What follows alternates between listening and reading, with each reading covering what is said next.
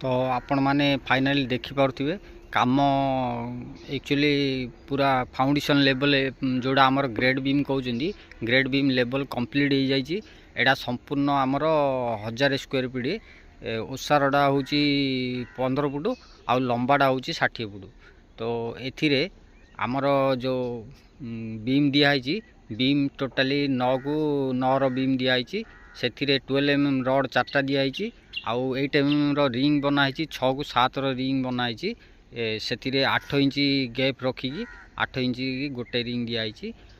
आपण कलम तो देखिपे कलम संपूर्ण आमर 10टा कलम आसुचे फुटे को 9 इंच कलम होता आमर 12 mm रडटा एटा 10 mm एटा 12 mm एमती 6टा रड दिखाई। प्रथमे घरे कौन कौन माने रूम बाहर कराई केमी बाहर कराई आपन देखेबी। एटा जगाटा हूँ 15 को 60 जगाटा। तो 15 को 60 भितर कौन कौन होती एटा आमर हॉल रूम होती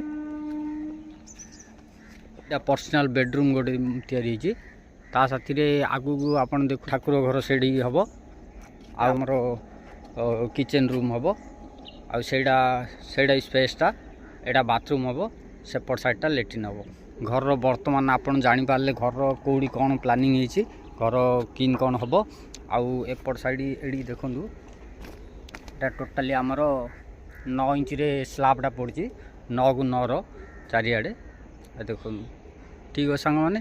तो बाकी रहा एटा एटा गोटे जगार देखो एटा आमर होती लैट्रिन बाथरूम जो सेफ्टी टांकीटा तैयारी फाउंडेशनटा होती मार्केट साइड एपट साइड देखो आउटर साइडटा प्लास्टर भी हो एटा भूमि लेवल रु 4 फुट टोटाली उठाई भूमि लेवल रु 4 फुट उठाई आउ तलू को 3 फुट खोलिकी तलू भी आनाई। ये जो बीम आप देखुं बीम रे 12 mm रो 4टा रड दिखाई आउ 8 mm रो रिंग दिखाई 6 को 7 रिंग दिखाई 8 इंच लेखाई रखाई।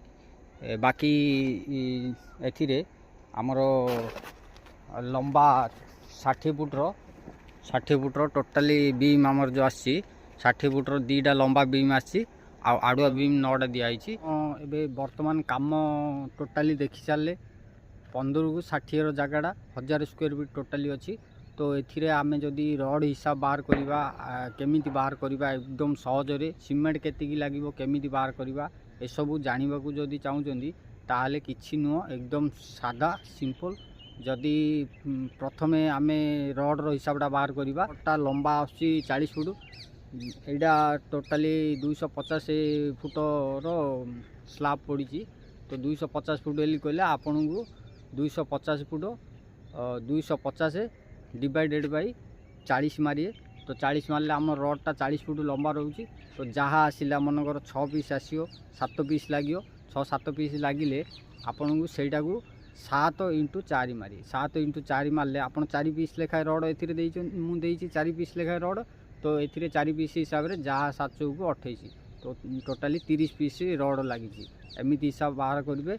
आउ बाकी रहा आमर सीमेंट एली कहले सीमेंट केमी क्वांटिटी बाहर करेंगे ना सीमेंट आमर 10 फुट को गोटे 9 को 9 जदि आप स्लाब पकाउछन्ती ताहले 10 फुट को आपन को गोटे बस्ता सीमेंट लगे है कि 10 फुट को जदि गोटे बस्ता सीमेंट लगे 40 फुट है तो 4 बस्ता लगे सीमेंट हिसाब केमी बाहर करेंगे आपन जानी पारले। आउ बाकी रहा आमर गुड़ी आउ बाली रहा।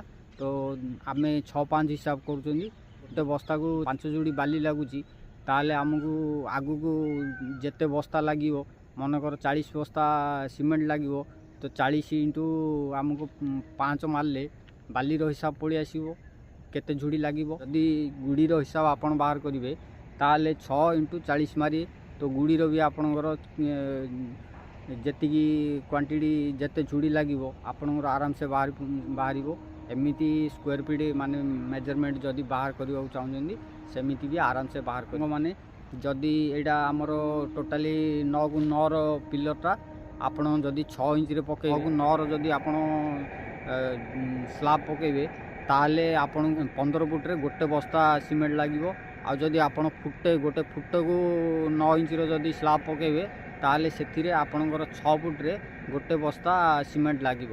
ଆପଣ ସେଇ ଗୋଟେ ବସ୍ତା ସିମେଣ୍ଟକୁ ନେଇକି ଆଗକୁ ସବୁ ଯେତେ ଆପଣଙ୍କର ଯେତେ ବଡ଼ ଜାଗା ଥାଉ ନା କାହିଁକି କ୍ୱାଣ୍ଟିଟିଟା ଆପଣ ଆରାମସେ ବାହାର କରିବେ। ବିମ୍ର ସବୁବେଳେ ମ୍ୟାକ୍ସିମମ୍ ଗୋଟେ ବଜେଟ୍ ନେଇକି ଚାଲିବାକୁ ପଡ଼ିବ।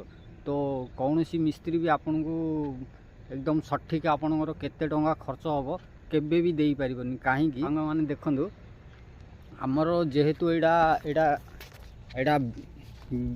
ଆମର ବିମ୍ଟା ହେଲା, ତଳୁ ଆମେ ଫାଉଣ୍ଡେସନ୍ ଲେଭେଲରେ ଆମେ ତଳୁ ସବୁବେଳେ ଭୂମି ତଳୁ ଆଣୁଛନ୍ତି। ତଳେ ପ୍ରଥମେ ପଥର ଦିଆହେଉଛି, ତାପରେ ପଥର ଦେଲା ପରେ ପୁଣି ଉପରକୁ ଆସିଲା ପରେ କିଏ ମାଙ୍କିଡ଼ି ବସାଉଛି, ଆଉ କିଏ ଆମର ସିମେଣ୍ଟ ଇଟା ବସାଉଛି, ଆଉ କିଏ କ'ଣ କରୁଛନ୍ତି ନା ଡାଇରେକ୍ଟ ସ୍ଲାବ୍ ଦେଇକି ସ୍ଲାବ୍ରେ ହିଁ ଉପରକୁ ଆଣୁଛନ୍ତି। ଆଉ ସାଙ୍ଗମାନେ ଆଉ ଗୋଟେ କଥା ରହିଲା, ଆମର ଯେଉଁ କଲମଟା ରହୁଛି, କଲମଟାରେ କ'ଣ କରୁଛନ୍ତି ନା ପାଦ ଯେଉଁଟା କଲମର ପାଦ କିଏ 4 ବସ୍ତା ଦେଇ ଦେଉଛନ୍ତି, କିଏ 2 ବସ୍ତା ଦେଉଛନ୍ତି, କିଏ ବସ୍ତାଟେ ଦେଉଛନ୍ତି। ମାନେ ଯାହାର ବଜେଟକୁ ନେଇକି ଯିଏ ଘରଟେ କରିବାକୁ ଚାହୁଁଥିବ ସେଇ ହିସାବରେ ନର୍ମାଲ ବଜେଟ୍ ହିସାବରେ କିଏ କରିଥାଉଛନ୍ତି, କିଏ ହାଇଏଷ୍ଟ ବଜେଟ୍ ହିସାବରେ କରିଥାଉଛନ୍ତି। ଭିତରେ ଯେଉଁ ବେସ୍ଟାର ଭିତର ପଟ ଆପଣ ମାଟି ଯଦି ଦେବେ ବଜେଟ୍ ଟିକେ କମ୍ ହେବ, ଆଉ ଯଦି ଖାଲି ବାଲି ଆପଣ ପ୍ୟାକିଂ କରିବେ ସେଇ ହିସାବରେ ତା'ର ବଜେଟ୍ ଅଧିକ ହେବ। ସେଥିପାଇଁ ସାଙ୍ଗମାନେ ଏକ୍ଜାକ୍ଟ ଗ୍ରେଡ୍ ବିମ୍ ଆମର ଯେତିକି ଆସୁଛି କେଉଁଠି ବି ଆପଣଙ୍କୁ କୌଣସି ମିସ୍ତ୍ରୀ ଏକ୍ଜାକ୍ଟ ମାନେ କେତେ ଟଙ୍କା ଖର୍ଚ୍ଚ ହେବ କହିପାରିବନି। ଯେତେ ଟଙ୍କା ଖର୍ଚ୍ଚ ହେଇଥିବ ଗୋଟେ ନର୍ମାଲ ମ୍ୟାକ୍ସିମମ୍ ଖର୍ଚ୍ଚ ସେଇ ହିସାବରେ ମୁଁ ଏ ଭିଡ଼ିଓଟା ଆପଣଙ୍କ ପାଇଁ ବନେଇଛି। କାହିଁକିନା 1000 ସ୍କୋୟାର ଫିଟ୍ରେ ଆମର ନର୍ମାଲି ଆମେ ଯଦି ଗୋଟେ ଘର ତିଆରି କରୁଛନ୍ତି ମ୍ୟାକ୍ସିମମ୍ ଏଟା ଖର୍ଚ୍ଚ କେତିକି ହେଉଛି, ତ 1000 ସ୍କୋୟାର ଫିଟ୍ରେ ଯେଉଁ ପଡ଼ିଛି ସ୍ଲାବ୍ରେ 80,000 ଟଙ୍କା ଖର୍ଚ୍ଚ ହୋଇଛି। ଆଉ ଟୋଟାଲି ଖର୍ଚ୍ଚ ହେଉଛି 4,80,000। କାମ ତ ଆପଣଙ୍କୁ ଦେଖେଇଲି କେମିତି କାମ ହେଇଛି, ଆଉ କେଉଁ କାମ କେମିତି ହେଇଛି ଆପଣଙ୍କୁ ସମ୍ପୂର୍ଣ୍ଣ ଦେଖେଇଲି। ଯଦି ଏଇ ଜିନିଷଟା ଏକ୍ଜାକ୍ଟ ସ୍କୋୟାର ଫିଟ୍, ଆମେ ତ ସ୍କୋୟାର ଫିଟ୍ କାମ ପ୍ରଥମରୁ କହିଛି, ମୋର ପ୍ରତ୍ୟେକ ଭିଡ଼ିଓରେ ମୁଁ କହୁଛି, ଆମେ କୌଣସି କାମ ମେଜରମେଣ୍ଟରେ କରୁନୁ, ଆମେ ସବୁବେଳେ ମୂଲ ମଜୁରୀ ଦିନ ମଜୁରୀ ହିସାବରେ କାମ କରୁଛୁ। ଆଉ ଯଦି ଏଇ କାମଟା ସ୍କୋୟାର ଫିଟ୍ ହିସାବରେ ହେବ ତ କମ୍ ସେ କମ୍ ଏଇ କାମ କରିବେ ତାହେଲେ ଆପଣଙ୍କର ଏଠି 8 ଲକ୍ଷ ଟଙ୍କା ଖର୍ଚ୍ଚ ହେବ। ଯଦି ପୁରା ରାଇଟ୍ ଏକ୍ଜାକ୍ଟ ଏଥିରେ ଜଙ୍ଗଲି ମାଟି ଫାଟି ପଥର କିଛି ନ ପ୍ୟାକିଂ କରିକି ଆପଣ ବାଲି ଫିଲିଂ କରିବେ, ସବୁକିଛି ତଳ ପାଦ ଯେଉଁ ବେସ୍ଟା 5 ଫୁଟ ତଳକୁ ଆଣିବେ, ଆଉ 4 କି 4 କଲମ ପାଦ ବନେଇକି ତା'ର ଜାଲି 4 କି 4 ବନେଇକି ଯଦି ତଳୁ ଉଠେଇକି ଆଣିବେ ଏକ୍ଜାକ୍ଟ କାମ କରି କାମଟା ଯେମିତି ହେଇଛି କାମ ହିସାବରେ ମୁଁ ଆପଣଙ୍କୁ ଏଠାର ଏ ଘରର ବଜେଟଟା ମାନେ କେତିକି ଖର୍ଚ୍ଚ ହେଇଛି ସେଇଟା ଆପଣଙ୍କୁ ଜଣେଇଲି। ଆଶା କରୁଛି ଆପଣମାନେ ଠିକ୍ ବୁଝିପାରିଥିବେ। ମୁଁ ତ ଏତେ ବଡ଼ ଜାନକାରୀ ଦେଇପାରିବିନି, ଯେତିକି ଜାଣିଛି ସବୁବେଳେ ସେତିକି ଆପଣଙ୍କ ପାଖରେ ତଥ୍ୟ ରଖୁଛି। ତ ସାଙ୍ଗମାନେ ବହୁତ କଷ୍ଟ କରୁଛି, ଭିଡ଼ିଓ ବନଉଛି, ଭିଡ଼ିଓ ପୋଷ୍ଟିଂ କରିବାକୁ ବି, ଭିଡ଼ିଓ ଏଡ଼ିଟିଂ କରିବାକୁ ବହୁତ ସମୟ ଲାଗେ। ତ ସାଙ୍ଗମାନେ ଭିଡ଼ିଓଟା ଭଲ ଲାଗୁ କିମ୍ବା ନ ଲାଗୁ, ଗୋଟେ ଛୋଟ ଭାଇକି ମୋଟିଭେସନ୍ କରିବା ପାଇଁ ଗୋଟେ ଲାଇକ୍ଟେ ନିଶ୍ଚୟ କରିବେ ଭାଇ। ମୋର ଗୁରୁଜନମାନଙ୍କୁ ନମସ୍କାର। ତ ଭାଇମାନେ ଯଦି ଭିଡ଼ିଓଟା ମୋର ପ୍ରଥମ ଥର ଆପଣଙ୍କ ପାଖକୁ ପହଞ୍ଚିଛି, ଆପଣ ପ୍ରଥମ ଥର ଦେଖୁଛନ୍ତି, ତାହେଲେ ମୋ ଚ୍ୟାନେଲଟାକୁ ସବସ୍କ୍ରାଇବ୍ କରିବେ। ଭିଡ଼ିଓଟା ଯଦି ଭଲ ଲାଗିଥିବ ତାହେଲେ ଭିଡ଼ିଓଟାକୁ ଲାଇକ୍ କରିବେ। ରହିଲି ସାଙ୍ଗମାନେ, ନମସ୍କାର, ଜୟ ଜଗନ୍ନାଥ। ପୁଣି ଦେଖା ହେବ ଆଉ ଗୋଟେ ନୂଆ ଫ୍ରେଶ୍ ଦମଦାର ଭିଡ଼ିଓରେ।